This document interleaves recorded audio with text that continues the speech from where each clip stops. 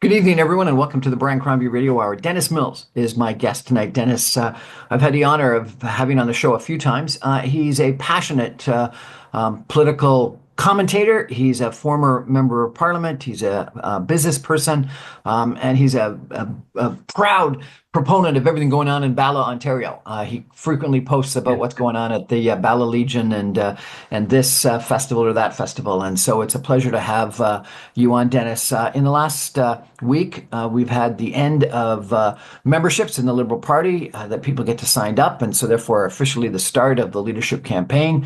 I've had the pleasure of interviewing one of the candidates, and I've interviewed people that are supporting two of the candidates. I have not interviewed anyone yet supporting Chrystia Freeland, and Dennis Mills is come out supporting Chrystia Freeland, so it's going to be interesting to hear what he has to say. Dennis, maybe you could just, before we get into Chrystia, start with your overview of the political situation in Canada, and do you think that it is right for us to have a leadership campaign at this time, given what's going on?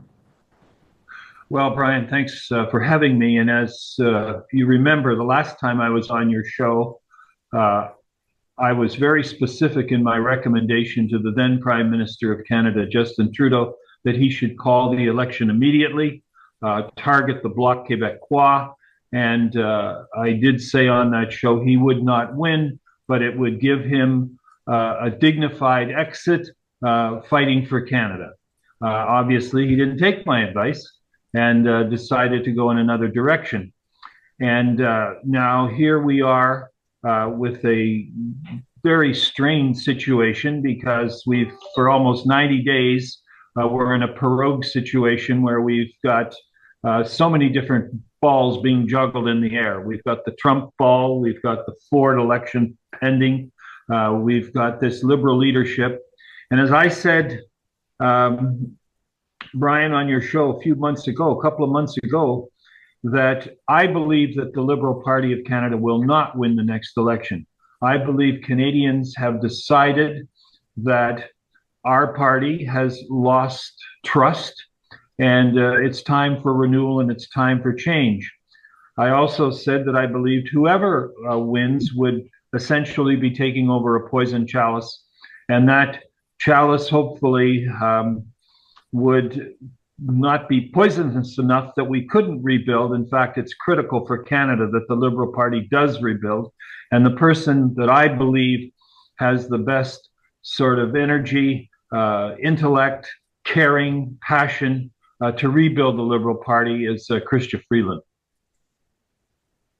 So I've had Sheila Copps, a former member of parliament, former deputy prime minister, on, and she has a similar view to yours that the chance of winning is very low, and so therefore rebuilding in the long term is the right strategy. And she's therefore decided to support Karina Gold, who's a young person, and she thinks has the energy and the ability to build over the long term. I've had George Smitherman on, former MPP, former cabinet minister in the McGuinty government, former candidate for mayor of Toronto, and he says no. Given the change in the economic situation because of the Trump tariffs and the threat, the resume we need, the experience we need in the leader of the Liberal Party and the Prime Minister of Canada has changed dramatically, and therefore, everything that was the reality of the polls that you were talking about from last fall has changed. And what we need is an individual of the stature of Mark Carney to lead the party, to lead the country, and to combat the threats from Trump and tariffs and the economic calamity that might come from that. What do you respond to those two different points of view? Well, let's start off with George Smitherman's view. Very intelligent man. When he was minister responsible for health and infrastructure in the province of Ontario, he set up the most sophisticated telemedicine operation in the world. So I have a high regard for George Smitherman, but I see things differently. I see things differently than George. I believe that Canadians are much more sophisticated, and I believe that Canadians believe that the Liberal Party needs renewal, and this is almost 85% of Canadians. And I think we have to be very careful that we don't project an attitude of almost arrogance that, oh no, we can come back because we have Mr. Carney, who, by the way, I've never met, but I know he's got a lot of good experience and a great resume. But I don't believe Mr. Carney has ever been tested politically. One thing you do know about Chrystia Freeland, even with her faults, this daughter of a rural Alberta farmer who worked her way through university, who worked her way to get a fantastic job. She's done work all over the world. She's been elected 3 times. She's paid her dues. She's been in the trenches. She's worked on negotiating trade deals with the European Union. She's worked on the last free trade agreement. She was also in the finance seat, when the child tax credit was enhanced, which produced the largest number of young poor people, almost 500,000, bringing them out of poverty. I think that that's a very important thing, that the Liberal Party become known again for speaking for the poor. But the final point, and this has to go with a lot of your listeners, Brian, because I know you have a lot of businessmen and women who listen to your show. During the COVID experience, the biggest number of recipients for COVID money was the small business community, small and medium sized. The government of Canada, under Chrystia Freeland's finance leadership, put $150 billion into the business community across this country to help stabilize, save, keep a GDP going in reasonable way. And it baffles me that the government doesn't communicate the point that if we didn't give that money to business in this country, 150 billion over the 3 years, we wouldn't be talking about the government's management of the fiscal framework. But business did receive that money. It's not widely known. They never talk about it. They never acknowledge it. And so I think Chrystia did not only a lot for the poor, I think she did a lot for small and medium-sized business, and I think she has the resilience and the passion to begin the rebuild. Well, that's an excellent defense. What about comparing Chrystia versus Karina Gould and the point that Sheila Copps made? Well, Sheila Copps, who I've worked with for many, many years, and I have a high regard for. I think Sheila is doing the right thing in giving Karina Gould a hand. I think Karina Gould is the future. I think that, I really like Karina Gould, but I find that we're in a very tough time right now because of the global situation. And I think that the difference between Karina and Chrystia is that Chrystia has just a lot more global experience. And I think that all those years that Chrystia has put into working around the world, knowing the world, having those global connections, Minister of Foreign Affairs, etc. I think that gives her a little more gravitas than Karina Gould. But as far as Karina Gould goes, she's there. She's going to be there in the long haul. But I just don't think this is her particular moment. But no matter who the leader is, you don't think the Liberals, have a chance of winning the next election? No, I don't. I don't think. And by the way, I think that and I know there are Liberals that would disagree when I say this. I think that to say at this moment in time that we're going to win the next election, you risk exacerbating a factor of arrogance that is sticking with us right now that we have to shed.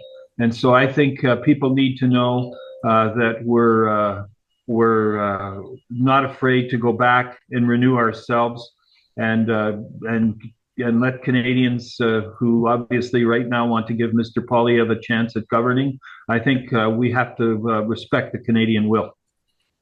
We're chatting tonight with Dennis Mills, former member of Parliament for quite a long time, and he's coming out and endorsed Chrystia Freeland in the Liberal leadership campaign. We're going to take a break for some messages and come back in just 2 minutes with Dennis. I'm going to ask him a little bit about who's best to compare to Pierre Poilievre. I'm going to ask what he thinks of a potential Poilievre government. We're going to ask about the prospects of a trade war with the United States and anything else that Dennis wants to talk about, because man, he's got the experience and the political knowledge. And so it's going to be a pleasure chatting with him today. Stay with us, everyone. Back in 2 minutes.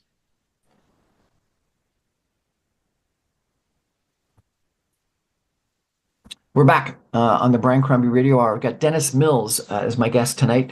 Dennis, before we go on, maybe you could just remind everyone listening how experienced you are, because you've got a wealth of experience. You were, I think, a business person with Chairman Mills. You were a political staffer in the Prime Minister's office. Then you were a member of Parliament. Then you, were elected several times. Is that not correct?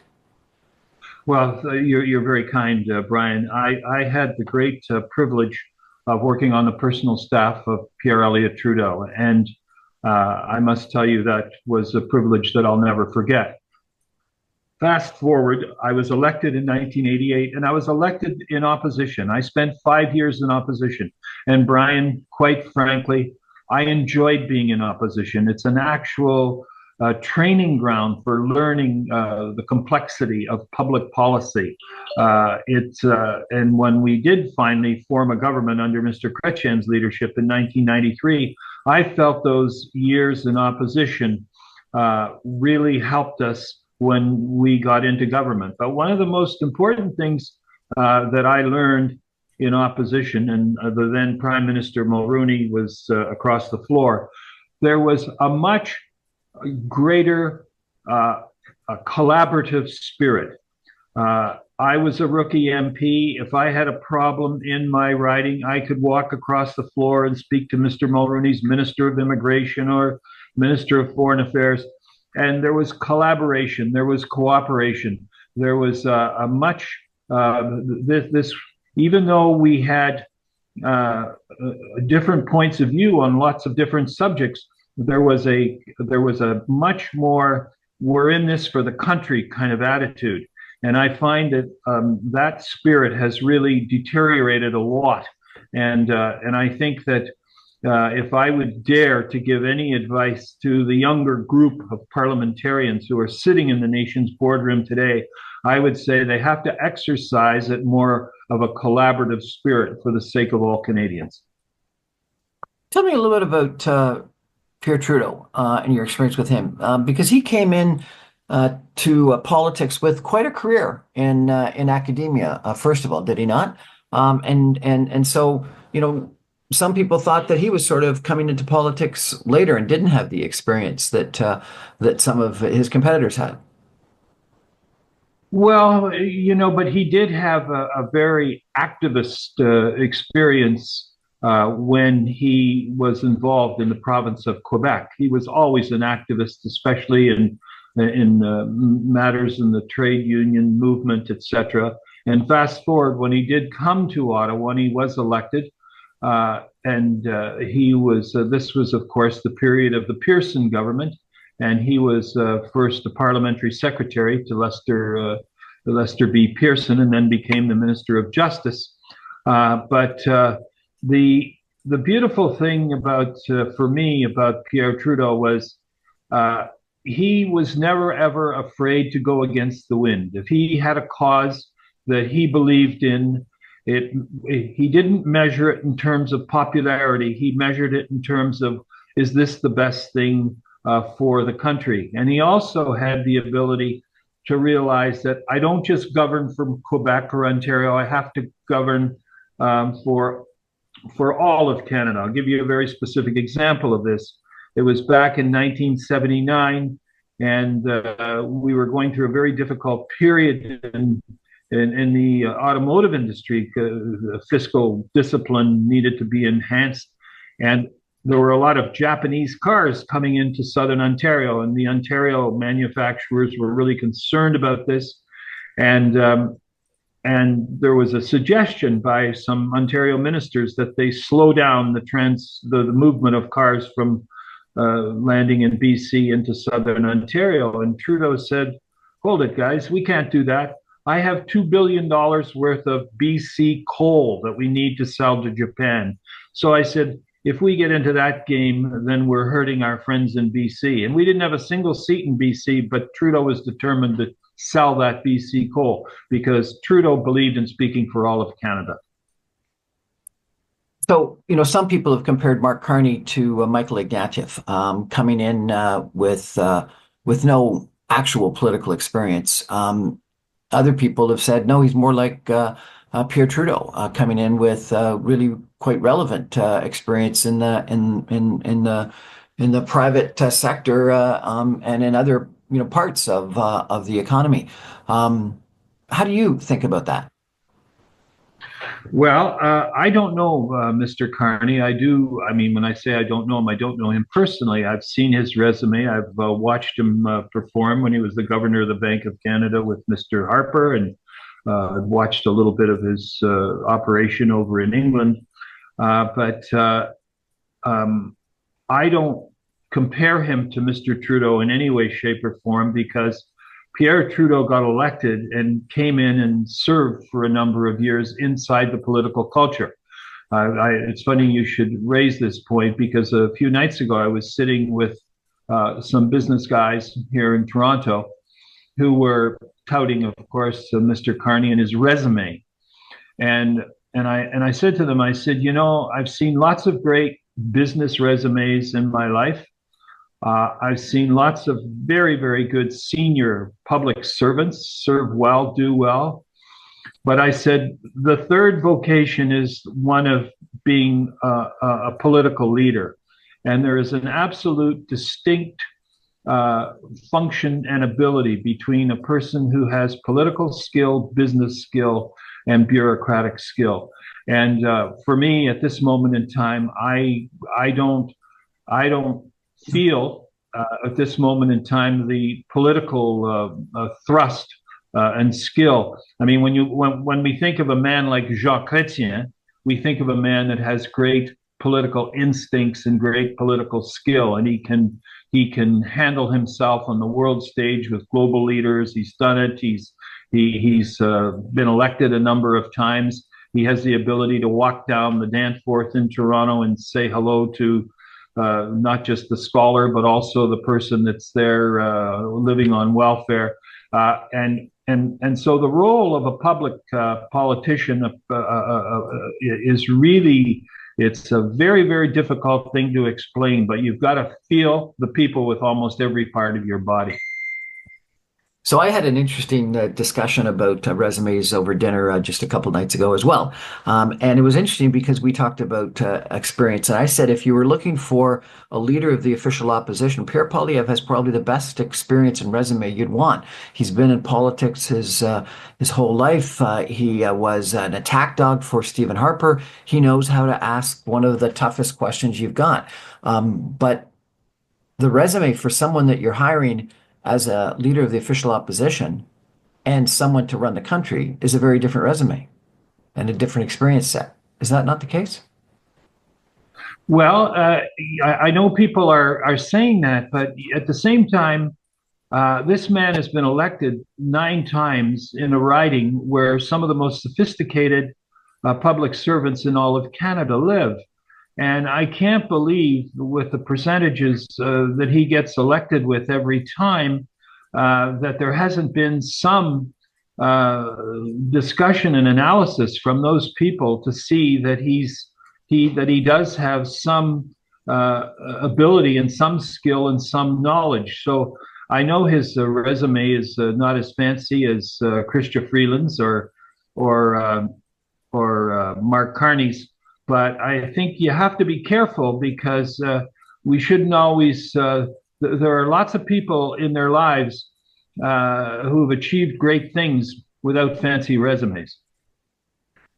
I had the privilege of interviewing Dr. Ruby Daly earlier this week, and she's entered the Liberal Leadership contest as well. And she was adamant after her experience in the last couple of years, because I guess she lost in 2011 and has been for the last decade plus very involved in the business community.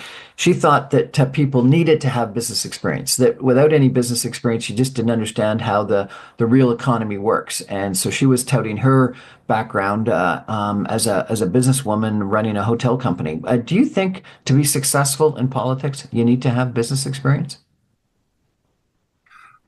Well, the short answer is I think that business experience is an essential ingredient. But I've served, there are different kinds of I've served in Parliament with lawyers. I've served in Parliament with great doctors. I've served in Parliament with great farmers who are also businessmen in a manner. I've served in Parliament with artists. So I think that one of the things that we forget about is when you're in the House of Commons, you're surrounded by people that bring different strengths and different skills to the table, and you have the benefit of their experience and their guidance. I think the most important thing that you have to have when you're serving the people of Canada is that you have to have the ability to listen to people. And I found that some of the greatest listeners in my 16 years in the House of Commons and 20 years on Parliament Hill, I found my greatest experience when I witnessed people that really achieved a lot. They were the great listeners. Listening is a difficult trait to assess, but I agree with you. I had an experience with Pierre Trudeau when I was a young liberal, and he invited us all up to Ottawa and listened to people from across the country talk for probably 3 or 4 hours. And it was during the mid 1970s when he was down in the polls. And he really did listen. And then we took a break for lunch, and then he spoke for a couple of hours.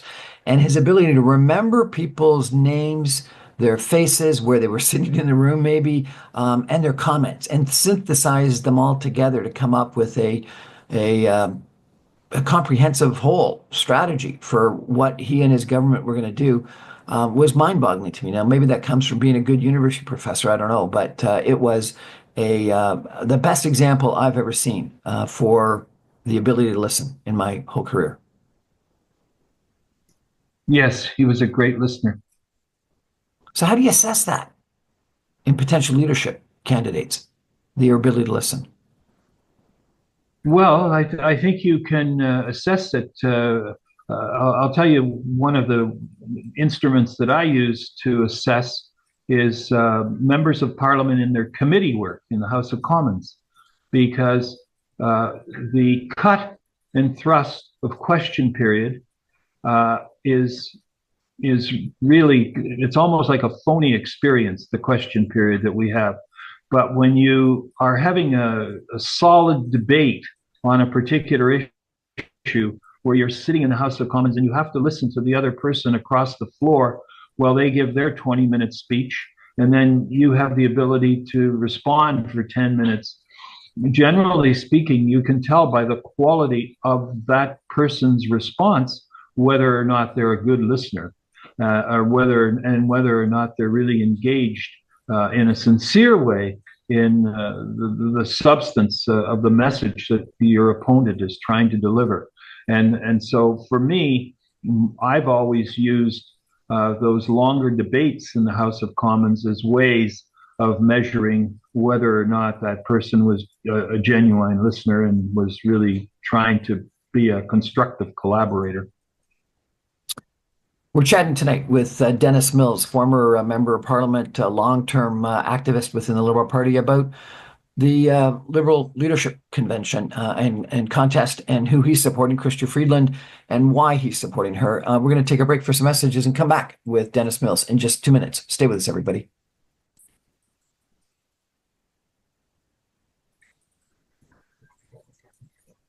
Welcome back, everyone, to the Brian Crombie Radio Hour. My guest tonight is Dennis Mills, former member of Parliament. Dennis, did you say you were elected 4 times or 5 times? 4 times. Four Four times. times. 88. Downtown Toronto. Toronto Danforth, and I love my community. And one of the reasons why I love my community, we were not only active, but we represented some of the poorest people in all of Canada. And I think that that's speaking for the poor or those who are challenged in our community is really slipping by a lot of parliamentarians these days. I think we really need to get back to why we're elected to that chamber. Some people think that her resignation on that Monday morning back just before Christmas was a smart move, and that she positioned herself against Trudeau and against the fall economic budget that she obviously disagreed with. Other people thought that it was a completely incorrect move for her to take, and that she showed disloyalty. How do you read that? Well, I think that I believe she made the right decision. You can always critique it should have been done a little more of this and a little less of that. But make no mistake, we all knew once Trudeau started publicly courting Carney that Chrystia Freeland's days were numbered as the Minister of Finance. It wasn't a question if; it was just a question of when and how. I mean, we all know how Justin operates. We've seen this with several women that he's had to move on. So I think she did the right thing in taking a pass. I think obviously we could say that she could, she didn't need to bring up the temporary GST reprieve because she was part of that announcement. But make no mistake, every member of parliament, every minister, every prime minister, I don't care what party, makes mistakes, and in varying degrees. I think what we're talking about here is she can't disown the record that she's been a part of for the past number of years, and she shouldn't disown it. But what she should offer, and this is why I'm supporting her, is the fact that she's prepared to go and be part of the rebuild of the Liberal Party of Canada. It's like somebody said to me the other day, why are the Olympics so popular? Well, it's because of there's competition. Well, I'm going to tell you right now, the House of Commons wouldn't be very popular if Pierre Poilievre won over 200 seats. And so the Liberal Party, in my view, even with our weakened moment, we need to get in there, rebuild, and create real dynamic competition for the next government. And I think she's the best to do it. She spent most of her career before politics as a journalist. Is that good background for a politician, for a leader, for a prime minister? Pierre Trudeau was a journalist, a scholar. I mean, she's. Take a look at her Wikipedia. I mean, this woman, daughter of an Alberta farmer, went on to get a degree at Harvard. She's traveled the world. She's not just a journalist. She's had experiences everywhere. She's been negotiating free trade agreements. She's been negotiating trade agreements with the European Union. If you wanted to really be, if you want to lay out two resumes side by side, Chrystia Freeland's resume and Carney, there's no comparison. Her resume tops that resume by 1,000%. So, a lot of international experience, foreign experience, studied Russian history, literature. Yeah, she speaks 5 languages. She speaks 5 languages. They both went to Harvard, Rhodes Scholar, but he then went into banking and investment banking, and then in the governor of the Bank of Canada, she went into journalism, become an author of a couple of books, and then politics. So you think that resume is the better resume? Absolutely, I do. I mean, she's got 10 years experience serving the people, grinding it out, door to door, store to store, all over the country. She's proven she's electable. Both of them are trying to position themselves as sort of outsiders, not tied to Trudeau, to Justin Trudeau. Does that work? No, it doesn't work. You can't. She can't. She can't. He can't. Neither of them are outsiders. That to me is just goofy. They're both. Carney's been talking to Trudeau and his operatives for years, and we all know it. And why they don't admit it, I can't figure it out.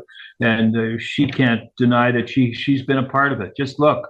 Admit you're a part of it. Admit you're part of the mistakes, and move on. I mean, and start to rebuild. Don't. Canadians. Once you fracture the trust with Canadians, it's really hard to rebuild. And depending how intensely you fracture that trust, it sometimes you can never recover. But disowning Trudeau. Disowning Trudeau is not the way to go. They're all a part of it. They were all in the same canoe, and the Canadians know it. One of the strange things about this leadership is I think they're actually friends. The Mark Carney is godfather to one of Chrystia Freeland's children. Tell me, how difficult is it in leadership campaigns to remain friends with your opponents? Well, it shouldn't be difficult to stay friends as long as you're not taking any personal shots. To have sort of honest debate or different ideas, or coming up with an idea that's trying to make the community, the country better. That to me is all good stuff, and so it shouldn't fracture. It shouldn't fracture the relationship, and when it's over, it's over. It's no different than a hockey game. Guys go out there and go at each other, but after the end of the season, they all go play golf and have a beer together.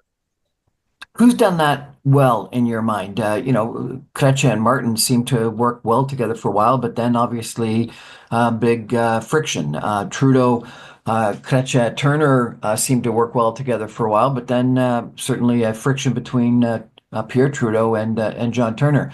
Michael Ignatieff, Bob Rae seemed to not be able to connect, and that's one of the reasons why Michael Ignatieff didn't win that leadership. But Stéphane Dion and Gerard Kennedy obviously got along famously. So who's done that well in your regard, and what are the secrets? I'll tell you, the two people. There are three people that I have directly experienced incredible goodwill, where they've had tension while they were opponents and then moved on and became pals. And I would say Joe Clark, Prime Minister Joe Clark, Prime Minister Brian Mulroney, and of course, Prime Minister Jean Chrétien. Those three prime ministers are in a class of their own in terms of when it's all over, their collaborative getting together and working for the sake of the country. It's just, in my mind, can't be denied. And Chrétien and Clark and Mulroney, they take the prize for me. So Mulroney had this strategy of calling people every day. He had a call list that he just made sure that he was constantly reaching out to people. Chrétien, lots of people thought he was sort of like Lincoln and the team of rivals by bringing in Sheila Copps and Paul Martin into the senior positions in his cabinet. What guidance would you give either Chrystia Freeland or Mark Carney in that regard as they're setting out in this campaign? Well, I would say that let's end the polarization and realize that it's the canoe is called Canada, and don't make sure that when everybody's in it, they don't do anything to tip it. And so there's absolutely no need for any of these below the belt or personal shots at anybody on any team. That's not the way to go. What about how you oppose Pierre Poilievre? What would your advice be on and what they should be saying during the next month in the leadership campaign in regards to Pierre Poilievre and his potential prime ministership? Well, the way I see Poilievre, he's got a great brain. I understand that, and he's very quick on his feet, and he knows his files. that can't be denied. He's been given a gift because of some of the mistakes in the Liberal Party and our inability to properly communicate some of the good things that we've done, even though we've done a lot of bad things. But my best advice to Pierre Poilievre would be he's got to be less acerbic. Sometimes he comes across in a manner where he can be very edgy, and I personally think that it turns Canadians off when he gets into that mode. So what would you tell Chrystia Freeland in what to say about Poilievre and how to combat him? I would just be very specific when she's got a constructive criticism, but I would say do not get lured into anything that's acerbic towards him. Take the high road. You can differ with somebody without having to be personal. That's interesting. So not be the attack dog against Poilievre. No, I never ever enjoyed. I had colleagues in the House who were darn good at standing up. They used to be called the Rat Pack. Oh my dear, the Rat Pack. I never subscribed to that kind of political posturing. I think Canadians. I think Canadians don't appreciate that. I think that, look, this is the nation's boardroom, and we've got to treat it as such. And to just attack for the sake of attacking has never been my style. I got to ask you, you've worked for several interesting business people in your career as well. Up against Donald Trump, any suggestions, lessons learned, guidance for whoever becomes the next Prime Minister of Canada in how to deal with Donald Trump and that kind of businessman who's now president? Boy, that's a tough question. I don't know how you deal with him. I think if he's a mystery to me. Now I hear last night that if we tighten up the borders, the tariffs are off. I mean, I just don't know how you handle a guy like that. I don't think his own shadow knows how to handle Donald Trump. I mean, it just seems to be it changes from hour to hour and issue to issue. I just think that we've got to almost look at him like he's a mystery. So is the flying down to Mar-a-Lago? I do think though, and I said this on the last time I was on your show, and I'm going to say this till people are tired of hearing it. I believe that the biggest focus for Donald Trump, he hasn't declared yet, and that's our fresh water. And that to me is the issue that we as Canadians, as governments, better be prepared to deal with it, because that is the number one issue that, and Trump and his gang of U.S. Army Corps of Engineers, they know that our fresh water is something that ultimately the Americans are going to need. And we better be prepared to say our water is not for sale. So that would suggest sort of a very strong position. Some people think, no, you got to go cajole and dine and take out. Other people say, no, we should be, tit for tat in the tariffs and negotiations. You're taking it even farther by saying, and fresh water is ours. So do you negotiate / fight back with this kind of an individual by being nice or by being tough? Well, there are there's a difference between being tough, being firm, and being nasty. And I think Donald Trump has actually done all of Canada in the last week a big favor, because we now have Canadians, for the first time, at least this is what I sense, getting off their butts, and they're starting to realize, oh, there's a factory down the street here that makes pasta that's Canadian, or there's somebody here that does make soups that are Canadian, or clothes or whatever. I think for the first time that I can remember, that Canadians are starting to feel a little bit of self-pride in being Canadians. And number two, they're digging a little deeper, looking at labels and seeing how they can participate in making sure that they're supporting the Canadian job fabric. And I think that never would have happened had it not been for the musings of Donald Trump on the tariffs. Canadians are really getting off their butts and starting to realize what we have in this country. And we do have lots in terms of our ability to manufacture. And it doesn't matter what sector, whether it's automotive, whether it's clothing, you name it, food, manufacturing. I think that he has given us a really nice wake up call. Let's get in the game and let's see what we can do to protect Canadian jobs. That's interesting, Dennis, because one of the criticisms about Justin Trudeau is he was quoted as saying that Canada is one of the post-national countries that were beyond nationalism.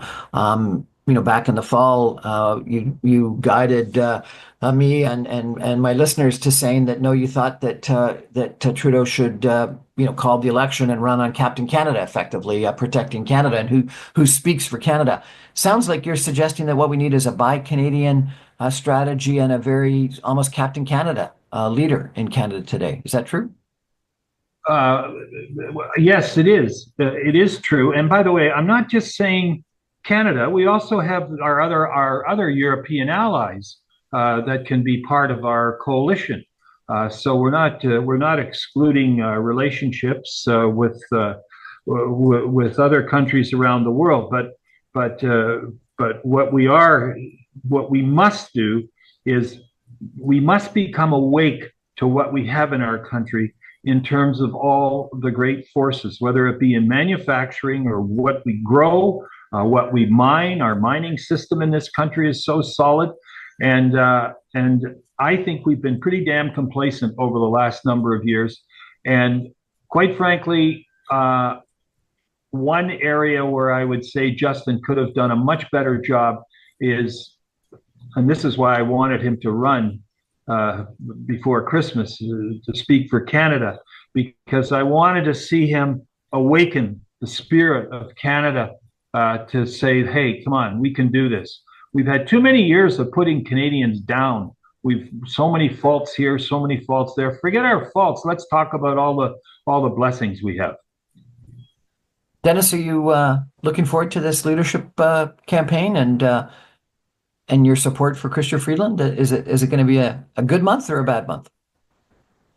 Look, Chrystia Freeland has an uphill battle because the Trudeau forces, who cannot stand Chrystia Freeland, and this the Carney butts most of cabinet group. They'll be working night and day to make sure that Trudeau's appointee becomes the leader of the party. But I believe that no matter what happens, Chrystia Freeland will be an asset to the people of Canada for a long, long time to come. Dennis Mills, really appreciate you joining us today. Thank you so much. Always a pleasure, Brian. Thanks for having me. We're going to take a break, and I'm going to come back with just a few comments about whether this is actually a helpful process for the Liberal Party to go through and the country to go through or not, because there's been a lot of debate about that. Stay with us, everyone. Back in 2 minutes.